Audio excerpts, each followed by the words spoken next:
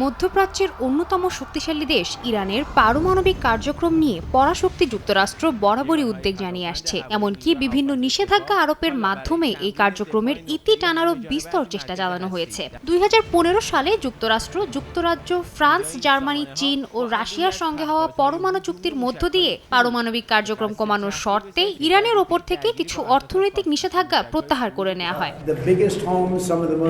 তবে এই চুক্তিতে ফাটল ধরায় ট্রাম্প প্রশাসন 2018 সালে একতরফাভাবে ওই চুক্তি থেকে যুক্তরাষ্ট্রকে প্রত্যাহার করে নেন তৎকালীন মার্কিন প্রেসিডেন্ট ডোনাল্ড ট্রাম্প। সেই সঙ্গে ইরানের ওপর বেশ কিছু কঠোর নিষেধাজ্ঞাও আরোপ করে যুক্তরাষ্ট্র।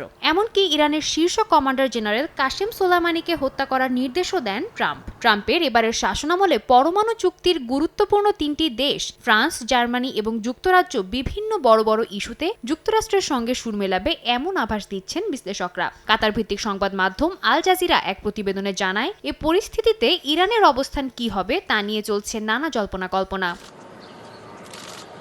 তার উপর ইসরায়েলের সঙ্গে ইরানের সংঘাতপূর্ণ পরিস্থিতিতে বাইডেন ও নেতানিয়াহু প্রশাসন তেহরানের পারমাণবিক স্থাপনা ও জ্বালানি খাতের বিভিন্ন গুরুত্বপূর্ণ অবকাঠামোয় আঘাত হানার কথা বলছে। আসাদ সরকারের পতনে ইরানের স্বঘোষিত ক্ষমতার বলয় থেকে সিরিয়ার নামও বাতিলের খাতায় পৌঁছেছে। এ অবস্থায় আন্তর্জাতিক পরমাণু শক্তি সংস্থার আরোপিত নিষেধাজ্ঞার জবাবে ইরান তার পারমাণবিক কার্যক্রমে নতুন গতি আনার চেষ্টা চালাচ্ছে। গণমাধ্যম জানায়, উন্নত মানের সেন্ট্রিফিউজ যন্ত্র লাগানোর মাধ্যমে 60% সমৃদ্ধ ইউরেনিয়াম উৎপাদন করছে তারা, যেখানে পারমাণবিক বোমা তৈরি করতে প্রয়োজন 90% সমৃদ্ধ ইউরেনিয়াম। এতে বোমা তৈরির পথে খুঁটিনাটি কিছু পদক্ষেপই বাকি থাকছে ইরানের।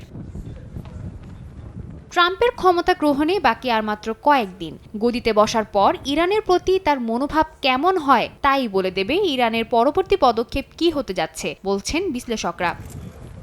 সাদিয়া তাসনিম, সময় সংবাদ।